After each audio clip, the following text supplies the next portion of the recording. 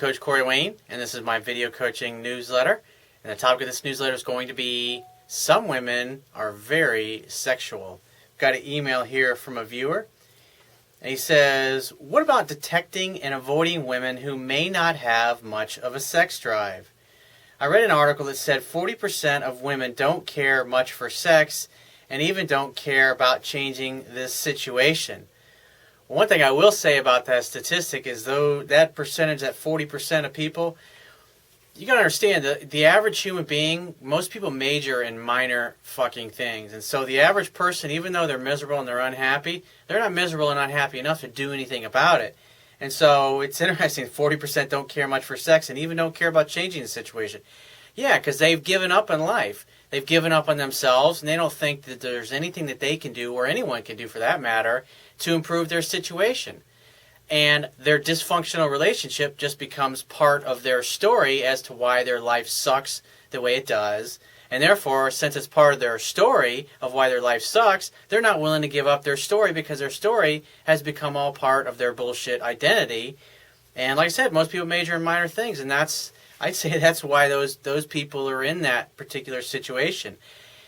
As a life coach, I help people who are willing to help themselves. And I learned a long time ago, you can't help somebody unless they're willing to help themselves. You can lead a horse to water, but you can't make him drink. You have to participate in your own rescue. So whatever area of your life that you want to improve, whether it's your dating and relationships or your business or your career or your health or your goals or your financial situation, it really doesn't matter.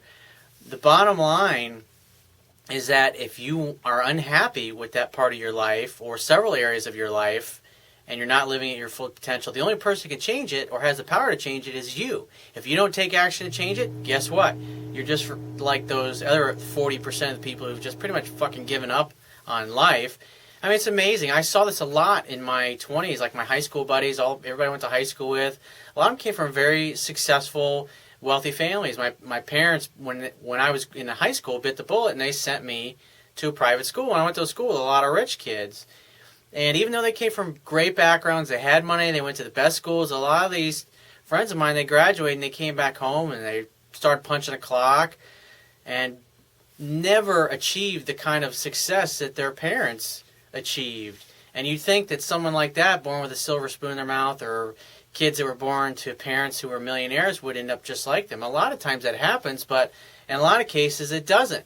And yet every single one of those friends of mine had every opportunity. They had more opportunities than I did to succeed. And so the question is, why did I accomplish the things that I accomplished?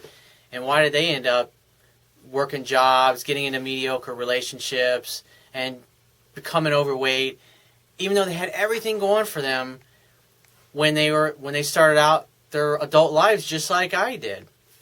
And all it has to do with belief systems. And a lot of people, they just give up. They get in their 20s, and it's like they get in a conveyor belt of life, just like right on into their grave. They get married, and they don't really marry somebody that they really love, that they're really happy with. And they stay in that mediocre relationship. They stay in that mediocre job. They never start that business that they want to start. And then they raise their kids, and they spend their life being married to somebody and being in a family that they really don't care to be a part of. They deep down is not really doing it for them. Because, like I said, most people major in minor things, and they just kind of half-ass it their whole lives. And it's not until they get to the last years of their life they realize that they pretty much pissed away their whole life, in essence, living somebody else's life because they're doing what they thought they should be doing, as opposed to following their heart and their intuition, their curiosity, and moving in the direction of the things that they've always wanted to do. He says, my last girlfriend was a real pleasure to have sex with. However, she always made me push for her to have sex, which she always enjoyed once we got rolling, but it was always a struggle. And in bed, while very affectionate, she was not very open. For example, she avoided having me see her pussy, and she was very quiet about me going down on her, and she didn't want it. Well, if she didn't like it when you went down on her, you probably weren't doing a very good job of it. That's usually the reason that women don't like it when a guy goes down on them. It could be that they've got some kind of sexual hang-up, or they were raped, or, I mean, I've dated several women. I've had several women that were my girlfriends that at one point or another in their lives, they were raped either by their boyfriends, or a guy that they were dating, or a guy that they just met. And even though they had those traumatic experiences, they sure seemed to enjoy me going down on them.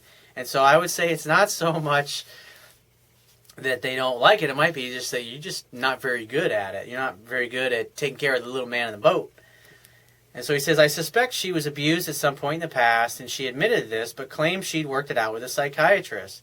The current girl I'm dating seems to be like this. Beautiful, passionate, yet not highly sexual. Is that always a problem that can be fixed, or should we detect this with women and avoid them? Well, what I've learned in my life, all the different women that I've been with, I've had relationships with over the years, is some women are just simply more sexual and more sexually open than others. They've got a stronger sex drive, or they're more in touch and in tune with their own body, and they just simply feel comfortable with their own sexuality. I remember one of the girls I wrote about in my book when I first started dating her. I think I might even put this in the book. One of the first things she said, I think it was on our first date, if I remember right, the first time we were sitting down having drinks together, she said, I'm a very sexual person. And she loved to have sex. It didn't matter where we were or what we were doing. She never ever once turned me down for sex. She was always good to go. And when my hands started going down into her pants before we even got to her pussy, she was already wet. Because by the time my fingers got there, she was dripping. And other women I've dated, it takes a while to get them to warm up to that. It relates to how they feel about you, how they feel about sex in general, how comfortable they are in their own bodies. And like I said, some women just naturally like it more than others. And the other thing I've also noticed is women that like it are just as much as the next girl. Some women are more comfortable in their own bodies, and women who like sex just as much as women who really like sex and are really good at it, versus somebody who likes sex but they're a woman who's not very good at it. What I found, the reason that they tend to not be good at it is they're just not comfortable in their body. They're not comfortable moving in a certain way or being in a certain position. I remember at one time I had a girl, I went to spread her legs and she just like locked them on me, and because she had been raped several years before, she didn't feel comfortable with doggy style, and she didn't feel comfortable in any position where she was vulnerable and in essence had to become submissive and let me have my way with her. And it took a while before she became really comfortable with that, because she had some hang-ups just because she had been raped at one point or another. But that particular girl, it's like she used to wake me up every morning. I'd be sleeping and I'd be startled awake, and I'd be woken up because she'd be giving me a blowjob in the morning because she wanted to have sex. And so she was always crazy about having sex. It's just that compared to some of the other women that I dated who were very sexual and who told me that, it was just a difference in having sex with them. And just because the other women who were better in bed just simply were more comfortable in their bodies. They were more comfortable in their own skin. They were comfortable getting on top of me and just fucking ramming away and fucking screaming my name and just letting it rip. And other women, they don't say anything because they're afraid of what you're going to think, because they're just not comfortable in their own bodies yet. And so if you're starting to notice that some of the women that you're dating aren't very sexually open and they're not very good in bed, then I would say you need to explore the possibilities out there and date some other women. And when you date enough of them and you sleep with enough of them, you'll start to notice there's just an energy about the women who are very sexual and sensual versus women who are hot and you like, but they're just not going to be connected to that essence or that part of their personality, just because maybe they got limiting beliefs that they haven't dealt with yet, or maybe they had some kind of traumatic experience of being molested or raped. I mean, it's actually pretty damn common. That's one of the things I've shocked at over the years, is how many women have been taken advantage of by a guy or have been raped at one point or another in their life, and it absolutely does affect them. But like I said, I've dated women where it's affected them, and I've dated other women that you would have never known unless they would have told you something about it. But like I said, some women are just more sexual than others, and it's like, because sometimes you'll meet a girl and you really like her, but you just the sexual chemistry is just not going to be there. And instead of trying to make that person into what you want them to be, the best thing that I found is just to be patient until you find the right girl, the right girl that comes along that fulfills you in every way. And I know it's tough to do, but sometimes you got to walk away from a relationship when the girl's not everything you want her to be. You can't make somebody become what you want them to be. They either already are that, or you got two choices. You can either accept them as they are or move on and find somebody who is sexually open like you want her to be or them to be. So if you have a question you want to ask me, go to my website, click the Contact Me tab.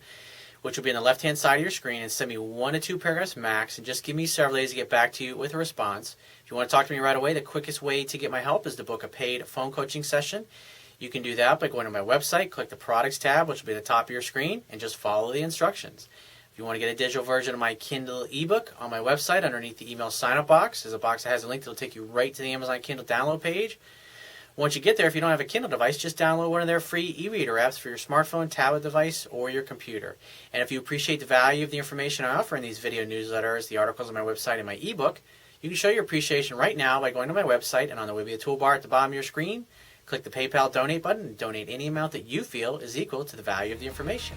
And I will talk to you soon.